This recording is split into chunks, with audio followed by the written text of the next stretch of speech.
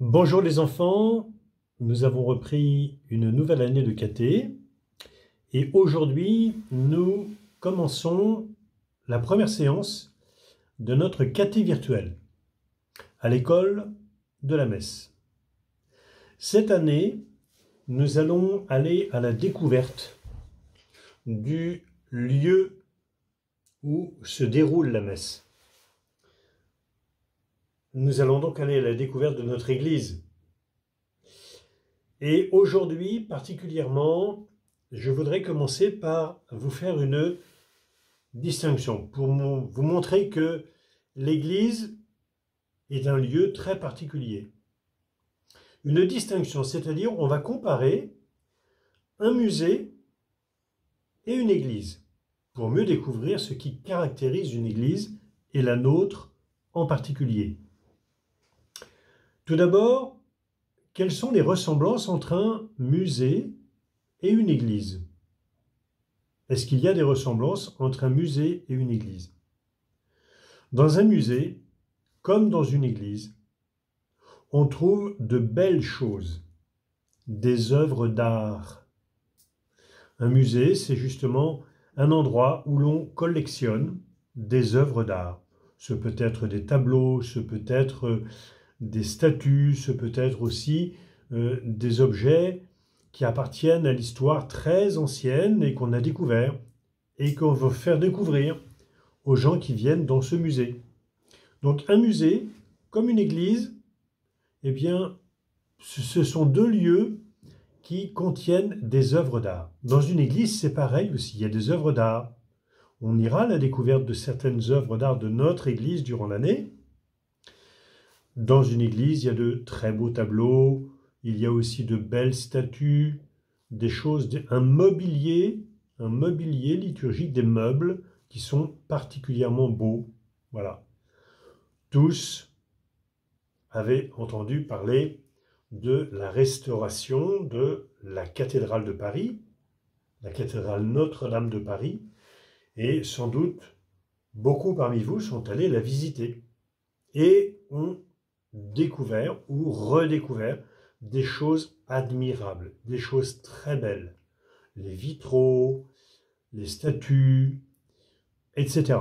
Donc un musée comme une église ont ceci de commun, c'est de contenir des objets d'art, de belles choses.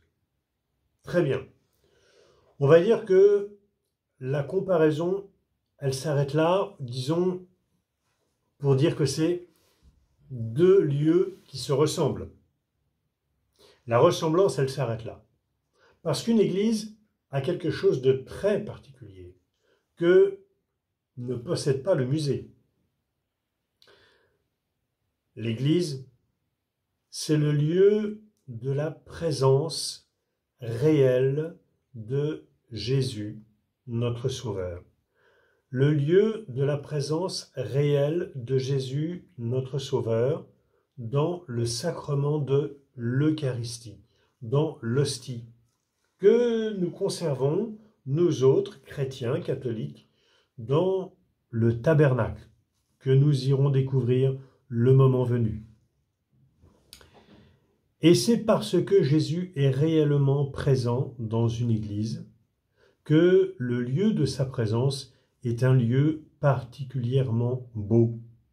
La beauté d'une église, elle est là précisément pour honorer Jésus, en qui nous croyons, qui est notre Sauveur, qui est le Fils de Dieu, le Fils du Père éternel, et qui est là réellement présent dans l'hostie que l'on conserve dans le tabernacle.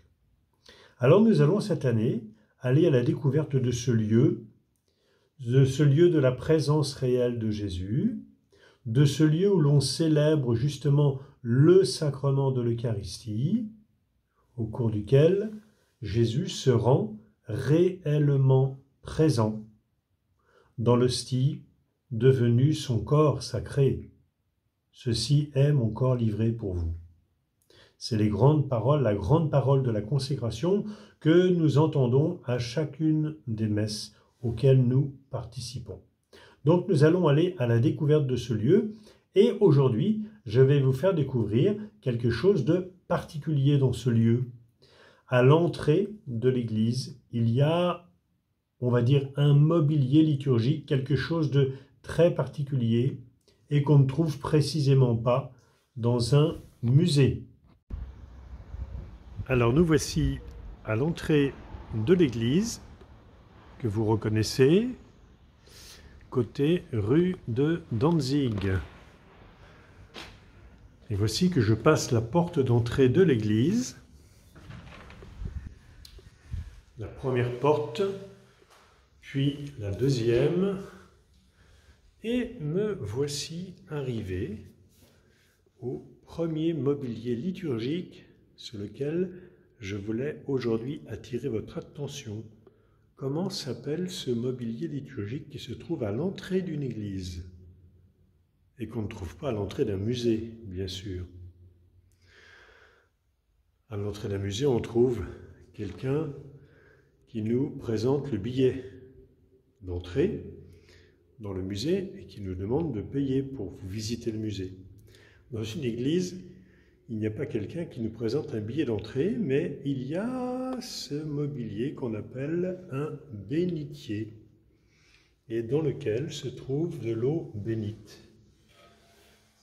Cette eau bénite, je la prends avec ma main droite et avec ma main droite, mouillée par l'eau bénite, je fais sur mon corps le signe de la croix de Jésus.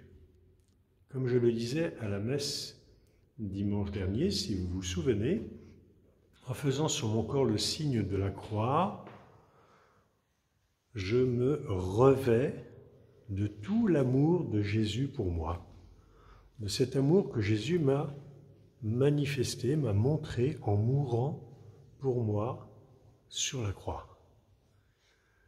En entrant dans une église, je prends avec ma main droite de l'eau bénite dans le bénitier et je fais sur mon corps le signe de la croix. Et en faisant ce signe, je fais déjà une belle prière.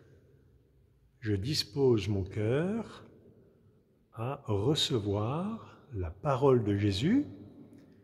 Et si je viens dans l'église pour la messe, je prépare mon cœur à recevoir ce jour-là ou un jour à venir, Jésus dans l'Eucharistie.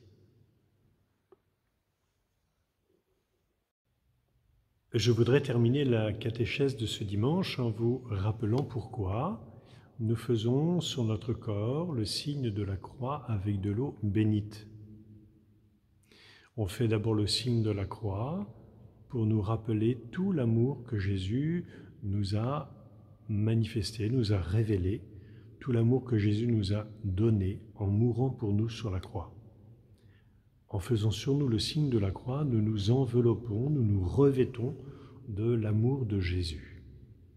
Et avec de l'eau bénite, parce que cette eau bénite, elle nous rappelle une autre eau, l'eau du baptême, par laquelle nous avons été purifiés du péché originel, l'eau du baptême qui nous a configurés à Jésus, c'est-à-dire qui nous a rendus semblables à Jésus. Et c'est pourquoi le jour de notre baptême, nous revêtons un habit blanc, une robe de baptême blanche, pour signifier que c'est Jésus lui-même qui maintenant vit en nous. Donc l'eau bénite que nous prenons en entrant dans une église pour faire sur nous le signe de la croix, nous rappelle notre baptême qui fait de nous les enfants bien-aimés de Dieu en Jésus, notre Sauveur. Bon dimanche à tous.